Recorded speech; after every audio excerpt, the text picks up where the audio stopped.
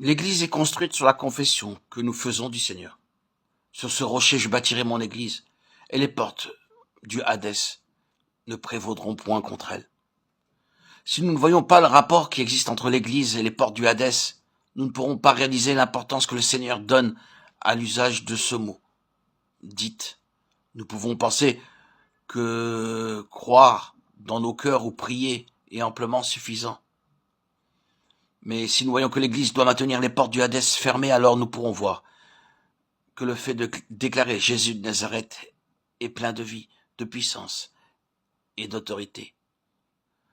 Dieu a mis l'Église sur la terre pour dire qui est Christ et pour le confesser. Pierre aurait pu simplement penser dans son cœur, je crois que le Seigneur est puissant et qu'il règne. Je crois que le Seigneur est glorieux. Il aurait pu se dire, Seigneur, je crois en toi dans mon cœur. Mais cela n'aurait pas été suffisant. Ce que le Seigneur demandait, c'était, qui dites-vous que je suis? Le vous ici se réfère aux disciples. Il leur a donc demandé une chose, c'est de le dire ouvertement avec leur bouche. Que doivent-ils dire? Dites que je suis. C'est-à-dire parler du Seigneur lui-même, affirmer ce qu'est le Seigneur. Soyons donc attentifs à cette parole. Beaucoup de ceux qui ont eu à faire face aux difficultés peuvent témoigner que la foi et les prières n'ont eu aucun effet victorieux jusqu'à ce qu'un jour ils aient pu déclarer ouvertement, Jésus, tu es Seigneur, tu es roi, tu as écrasé le méchant sous tes pieds, et tu as détruit toutes les œuvres de l'ennemi. Aussitôt après avoir déclaré ces choses, ils ont été étrangement fortifiés. Dans cette situation, la prière efficace n'est pas celle qui demande, mais celle qui déclare tu es. Tu es. C'est la déclaration de foi de l'Église. Permettez-moi de redire que l'Église n'est pas édifiée seulement sur la base d'une révélation de Dieu, mais elle se construit aussi sur la déclaration des hommes qui ont reçu cette révélation.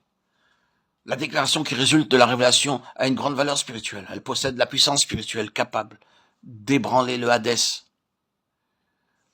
Pierre était volubile et ses paroles ont été plusieurs fois interrompues par le Seigneur.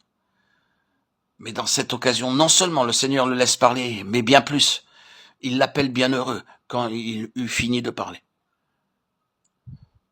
Car ce que Pierre déclara représente la confession de l'Église. Le ciel aime entendre ces paroles, mais elles sont rarement prononcées sur terre. C'est une déclaration qui fait peur à l'enfer, mais c'est aussi celle que Dieu affectionne. Dans nos réunions de prière, d'adoration, dans nos prières personnelles, nous devons apprendre à dire tu es. Quand le Seigneur était sur cette terre, il a dit je suis. Maintenant, nous sommes heureux de pouvoir répliquer tu es. Il n'y a pas d'expression plus belle que celle-là. Ce tu es, c'est la déclaration fondamentale de l'Église, car elle repose sur le Seigneur lui-même. L'Église s'édifie sur la base d'une confession faite par les hommes face au monde et aux méchants concernant le Seigneur qu'ils connaissent par la révélation.